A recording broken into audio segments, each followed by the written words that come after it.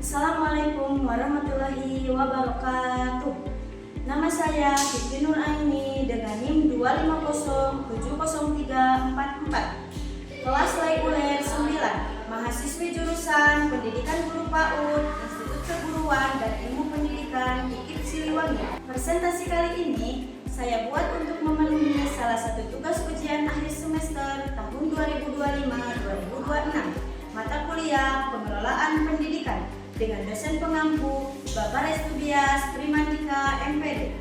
Sementara itu, sekolah yang menjadi objek pemetaan kali ini adalah sekolah tempat saya mengajar, yaitu PAUD Kober Al Hasanah yang beralamatkan di Kampung Sangkur, Desa Cigunung, Kecamatan Parungkunteng, Kabupaten Tasikmalaya, Jawa Barat. Baik, yang akan saya bahas kali ini adalah peta konsep tata kelola sekolah PAUD Kober Al Hasanah bersama mengelola sekolah mewujudkan pembelajaran berkualitas. Yang pertama, pengelolaan peserta didik. 1. Penerimaan peserta didik baru secara adil dan terbuka. Pada tahap ini, sekolah menerima peserta didik baru dengan prosedur yang jelas, adil, dan tidak membeda-bedakan latar belakang anak. Sekolah membuka pendaftaran sesuai jadwal, menerima berkas pendaftaran, dan memberikan informasi persyaratan kepada orang tua secara terbuka. 2. Pendataan dan administrasi peserta didik. Sekolah mencatat seluruh data peserta didik sebagai administrasi yang digunakan untuk mendukung proses pembelajaran dan pelaporan, seperti mencatat nama, tanggal lahir, alamat, dan orang tua, kehadiran, serta perkembangan setiap anak. 3. Pembinaan peserta didik. Pembinaan dilakukan untuk membentuk karakter, kedisiplinan sikap, serta kebiasaan baik pada peserta didik, agar mereka berkembang menjadi pribadi yang mandiri dan bertanggung jawab. Guru membiasakan anak berdoa sebelum belajar, berbagi dengan teman, menjaga kebersihan, dan mentaati peraturan yang ada di sekolah. 4. Pengembangan potensi peserta didik. Sekolah memberikan berbagai kegiatan yang dapat mengembangkan bakat dan minat kemampuan anak sesuai tahap perkembangannya. Anak diajak menggambar, bernyanyi, menari, bermain balok, bercerita, dan melakukan hal-hal yang baik. Yang kedua, pengelolaan pendidikan dan tenaga kependidikan atau PTK. 1. Perencanaan kebutuhan PTK. Pada tahap ini, sekolah menentukan jumlah dan jenis tenaga pendidik maupun tenaga kependidikan yang dibutuhkan sesuai dengan jumlah peserta didik dan program sekolah. Sekolah menghitung kebutuhan guru kelas, kepala administrasi agar proses pembelajaran berjalan dengan baik. 2.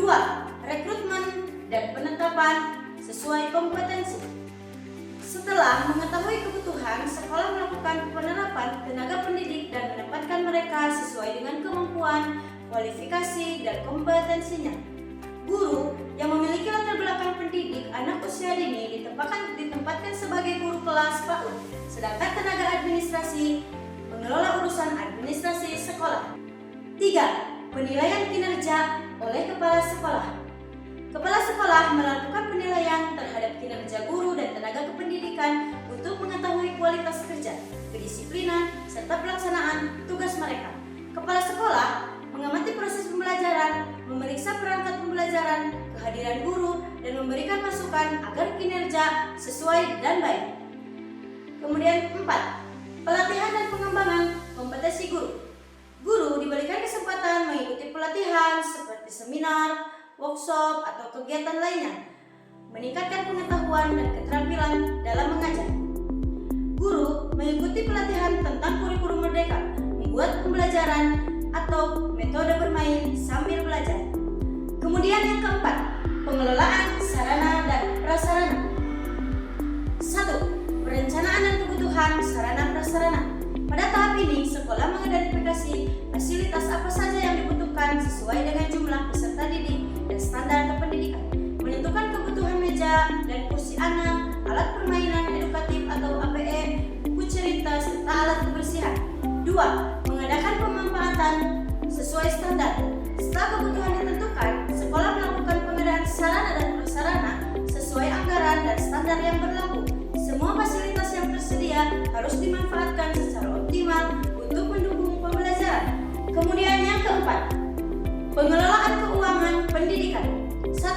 perencanaan anggaran. Pada tahap ini, sekolah menyusun rencana penggunaan dana berdasarkan kebutuhan dan program yang akan dilaksanakan selama 1 tahun atau 1 semester.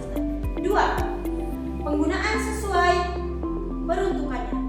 Dana yang telah direncanakan harus digunakan sesuai dengan tujuan dan kebutuhan yang telah diterapkan, sehingga tidak disalahgunakan. Dana yang dialokasikan untuk membeli media pembelajaran digunakan untuk membeli media belajar, bukan untuk keperluan lain yang tidak berkaitan dengan pendidikan. 3. Pencatatan administrasi keuangan. Setiap pemasukan dan pengeluaran dana harus dicatat dengan rapi dan lengkap. Pencatatan ini bertujuan agar semua transaksi dapat dipertanggungjawabkan. Yang keempat, pelaporan keuangan secara transparan dan akuntabel. Setelah dana digunakan, sekolah membuat laporan keuangan yang jelas, jujur, dan dapat dipertanggungjawabkan kepada pihak terkait seperti yayasan, orang tua, atau pemerintah, pendidikan, dan komite sekolah. Yang kelima, supervisi pendidikan. 1. Perencanaan supervisi. Pada tahap ini, kepala sekolah atau pengawas menyusun rencana supervisi seperti menentukan tujuan, jadwal, aspek yang akan dinilai, serta instrumen yang digunakan. Guru memberikan arahan motivasi dan bimbingan agar siap melaksanakan pembelajaran sesuai standar. Kepala sekolah memberikan masukan tentang cara menyusun modul ajar atau menggunakan media pembelajaran yang menarik. 3. Pelaksanaan supervisi atau observasi dan kunjungan kelas. Pada tahap ini, kepala sekolah atau pengawas mengamati langsung proses pembelajaran di kelas. Tujuannya adalah melihat bagaimana guru mengajar, mengelola kelas, dan berinteraksi dengan peserta didik. Kepala sekolah mengamati kegiatan bermain sambil belajar. 4. Pendampingan berkelanjutan. Setelah observasi, guru tetap mendapatkan pendampingan agar dapat meningkatkan kualitas mengajar secara terus-menerus. Guru diberi kesempatan mengikuti pelatihan, diskusi, atau praktik pengajar yang lebih baik. 5. Tindak lanjut hasil supervisi. Hasil supervisi digunakan sebagai dasar untuk melakukan perbaikan. Jika ditemukan kekurangan, disusun rencana tindak lanjut agar berkualitas pembelajaran semakin meningkat. Kemudian, yang keenam, evaluasi program pendidikan. 1. Pengumpulan data dan informasi. Pada tahap ini, guru atau kepala sekolah mengumpulkan berbagai informasi tentang pelaksanaan program.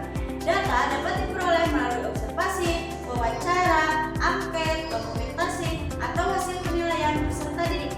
Yang kedua, analisis capaian program. Data yang telah dikumpulkan kemudian dianalisis untuk mengetahui apakah tujuan program sudah tercapai atau belum. Dilihat apakah kegiatan bermain sambil belajar berhasil meningkatkan kemampuan bahasa, motorik, atau sosial anak. 3. Penilaian hasil belajar.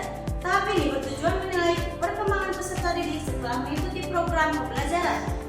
4. Identifikasi kelebihan dan kekurangan. Setelah hasil dievaluasi, sekolah mengidentifikasi bagian yang sudah berjalan dengan baik dan bagian yang masih perlu diperbaiki. Kelebihan, anak aktif mengikuti kegiatan dan media pembelajaran menarik.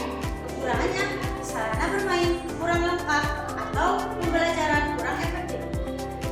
Baik, kemudian dapat saya simpulkan bahwa keterpaduan tata kelola sekolah adalah pengelolaan seluruh komponen pendidik yang dilakukan secara terencana, terkoordinasi, dan saling mendukung.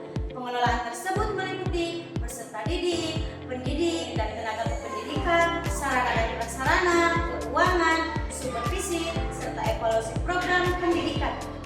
Apabila semua komponen dikelola dengan baik dan transparan, berkesinambungan, maka proses pembelajaran akan efektif, mutu pendidikan meningkat, dan tujuan pendidikan dapat tercapai secara optimal, khususnya NEPA.